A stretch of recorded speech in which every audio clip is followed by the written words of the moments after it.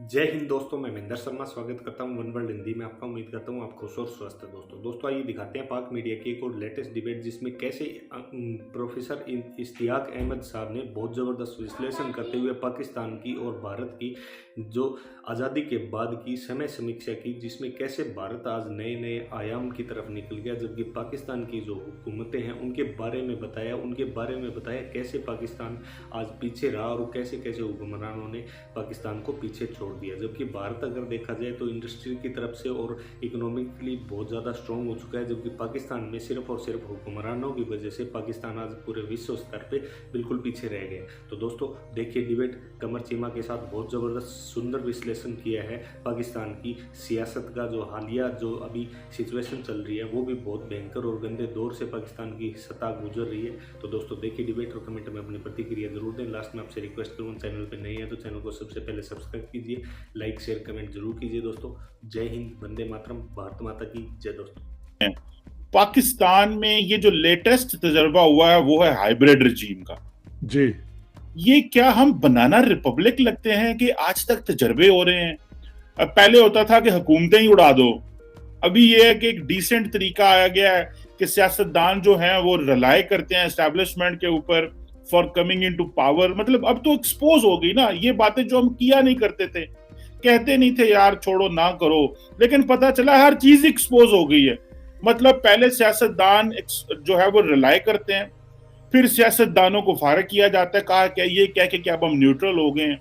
तो ये पाकिस्तान में जो हाइब्रिड रजीम का फेल होना है, आप इसको किस तरह देखते हैं? आप क्या आपका तजर्बा, आपने पाकिस्तान की हिस्ट्री, एस्टैब्लिशमेंट पे, फौज का सियासत में किरदार के ऊपर, इसके ऊपर बड़ा लिखा है, आप हमें कैसे एनलाइटन करेंगे डॉक्टर साहब इस सारी सिचुएशन पे? देखिए जी, एनलाइटन करना तो एक बहुत बड़ी अपना चैलेंज है, लेकिन लेट्स ट्राई टू अंडरस्टैंड कि पाकिस्तान का प्रॉब्लम क्या हुआ है। पाकिस्तान में आप देखें एक बड़ा लंबा पीरियड है जिसको आप किस तरह डिफाइन करेंगे। जो कहा गया पहले उसे कहते थे द वाइस रीगल सिस्टम।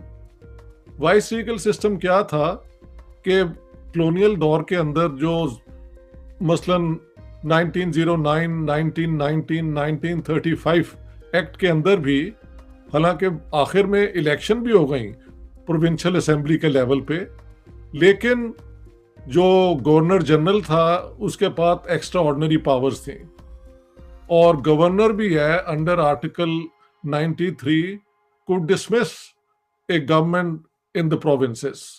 जब पाकिस्तान बना तो कायदे आज़म मोहम्मद अली जिन्ना जो हैं उन्होंने डिसाइड किया कि वो गवर्नर जनरल होंगे, नॉट प्राइम मिनिस्टर। अगर आप कंपेयर करें तो इंडिया के अंदर गांधी जी ने तो कोई ऑफिस उन्होंने लिया नहीं। Jawaharlal Nehru decided to become prime minister and strengthen that role. ठीक है, तो आप कह सकते हैं कि इंडिया में दे वर क्लियर कि they wanted a liberal parliamentary democracy. हमारे यहाँ ये फैसला बड़ा मुश्किल हो गया 2-3 वजह से। एक तो ये कि जब तक जिन्ना साहब जिंदा रहे तो एक्चुअली प्राइम मिनिस्टर के होते हुए सारी पावर्स उन्होंने एक्सरसाइज की डिसीजन मेकिंग में। ये इट्स वेल डॉक्यूमेंटेड, और मेरी किताब में भी इसका जिक्र है। खालिद बिन सईद की पाकिस्तान द फॉर्मेटिव फेज में 48 तक इवेंट जो हैं वो कवर्ड हैं। और एक और किताब है एलन मैग्राथ की the destruction of Pakistan democracy. इन सारी अगर आप इनको स्टडी करें तो ये सारा एविडेंस मिलता है। लेकिन वो समझ भी आती है कि पाकिस्तान एक 7 साल के अंदर एक कैंपेन हुई, हिंदुस्तान के का बंटवारा हो गया, पाकिस्तान बन गया, और जिन्ना साहब की सारी जो स्किल्स थी ना एज अ लॉयर, वो तो जस्टिफाई करने की थी why there should be partition to create Pakistan. अब पाकिस्तान गया बन, और जैसे मैंने बताया उन्होंने वाइस रीगल सिस्टम को ही परपेचुएट किया। उसके बाद जब उनकी डेथ हो गई और नवाबजादा लियाकत अली खान जो उस वक्त तक एक नॉमिनल प्राइम मिनिस्टर थे, रियल प्राइम मिनिस्टर बन गए, तो उन्होंने भी कॉन्स्टिट्यूशन के ऊपर कोई ज्यादा, एक है 1949 की वो क्या कहते हैं यार, ऑब्जेक्टिव रेजोल्यूशन, वहां पे ही मसला खड़ा हो गया. It starts with sovereignty over the entire universe belongs to God Almighty, which He has delegated to the elected representatives of the people of. हाँ जी, ऐसी इस किस्म का कोई फॉर्मूला है. तो then it was a problem के सॉवरन तो पाकिस्तान है, लेकिन where does sovereignty reside? Does it reside in the parliament? No, it resides with God. People can only exercise delegated powers to interpret the sovereignty of God. इस किस्म की बात हुई. लेकिन चले ठीक है, वो लियाकत अली खान गॉट असैसिनेटेड. इन दो लीडर्स के बाद तो वैक्यूम फिर ब्यूरोक्रेसी ने पूरा किया ना जी. अब वो मैं कहता हूँ वो एक फॉर्म ऑफ हाइब्रिड रिजीम ही थी, द फर्स्ट हाइब्रिड रिजीम, क्योंकि वो वैसे तो पॉलिटिशियंस को बनाते थे प्राइम मिनिस्टर.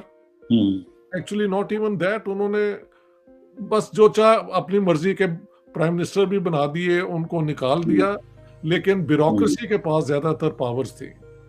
प्रोविंशियल इलेक्शंस हुए भी, मसलन आप देखें 1954 में ईस्ट पाकिस्तान देन में एक होती थी Jukto front. These were parties opposed to the Muslim League. उन्होंने 4 सीटों के अलावा सारी जीत ली थी. हाँ जी, और मुस्लिम लीग वाज बैडली डिफीटेड. लेकिन जो गवर्नमेंट थी अपना वेस्ट पाकिस्तान बेस्ड, उसने उनको डिसमिस कर दिया कि ये लोग जो हैं ये तो पाकिस्तान के हक में नहीं है, ये इंडियन एजेंट हैं, ये कम्युनिस्ट हैं, ये है वो है. तो these are hybrid regimes of the sort run by the civil servants in partnership with the army. उसके बाद एक प्योर डिक्टेटरशिप भी आई जब जनरल अयूब ने ओवरथ्रो कर दिया वो सारा सिलसिला और मार्शल लॉ लगा दी. जाहिर है अंदर मार्शल लॉ तो it's no law, it means except what the army decides. तो वो पीरियड चलता रहा. लेकिन पाकिस्तान में एक और भी था कि जितने भी ये मिलिट्री रूलर्स आए हैं, उनकी कोशिश रही है कि उन पे ये इल्ज़ाम ना लग सके कि वो अवाम को साथ लेके नहीं चलते. तो अपनी किस्म की इन्होंने हाइब्रिड गवर्नमेंट्स भी बनाई, सिविलियन मिनिस्टर भी ले लिए. हाँ जी, मसलन जो लॉ मिनिस्टर थे, आई थिंक पहले, और फॉरेन मिनिस्टर, आई थिंक क्या नाम था उनका, मंजूर कादिर थे जी, जुल्फिकार अली भुट्टो, ये लोग सिविलियन ये लेके आए साथ. ठीक है, तो वो भी आप कह सकते हैं is an attempt to civilianize military rule. हमारे यहाँ कोशिश रही है कि मिलिट्री रूलर कैप्चर तो कर लेता है पावर, लेकिन वो ये भी शो करना चाहता है कि मेरे साथ अवाम के लोग भी हैं और ये कोई सिर्फ मिलिट्री का रूल नहीं है, we are carrying with us. बल्कि इलेक्शन भी हुए अयूब खान के दौर में बेसिक डेमोक्रेसीज के जरिए, और उसके अंदर अयूब खान वन, फातिमा जिन्ना जो है शी लॉस्ट. कुछ लोग कहते हैं रिग किए गए इलेक्शन, ये वो. I think in West Pakistan Ayub Khan won, maybe not in East Pakistan, लेकिन विक्ट्री अयूब खान की हुई. ठीक है, फिर उसके बाद 1970 में पहला इलेक्शन होता है, और उस इलेक्शन के बाद जो रिजल्ट आता है, महल पहले भी हम इसका जिक्र कर चुके हैं कि बजाय जमहूरियत आ जाती, अवामी लीग को हुकूमत मिल जाती, क्योंकि उनके पास ओवरऑल मेजॉरिटी थी. Out of 300 elected members of the National Assembly, उनके 161 थे. So under parliamentary system they had the right to form the government.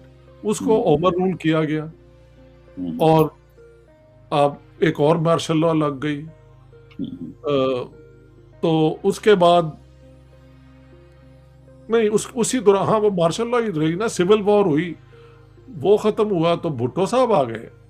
Bhutto साहब की आप कह सकते हैं कि in principle this was an elected government, और उस इलेक्टेड गवर्नमेंट ने अलबत्ता जो जमहूरियत की होती है ना लिमिटेशंस, वो भुट्टो साहब ने नहीं फॉलो की। उन्होंने कॉन्फ्रंटेशन, मसलन 2 प्रोविंसेस में उनकी हुकूमत थी, पंजाब और सिंध में, और सेंट्रल गवर्नमेंट, लेकिन उन्होंने फ्रंटियर की हुकूमत जो थी और बलूचिस्तान की, दोनों के साथ पंगा ले लिया, टक्कर हुई और उनको डिसमिस किया गया, उन पे केस चले।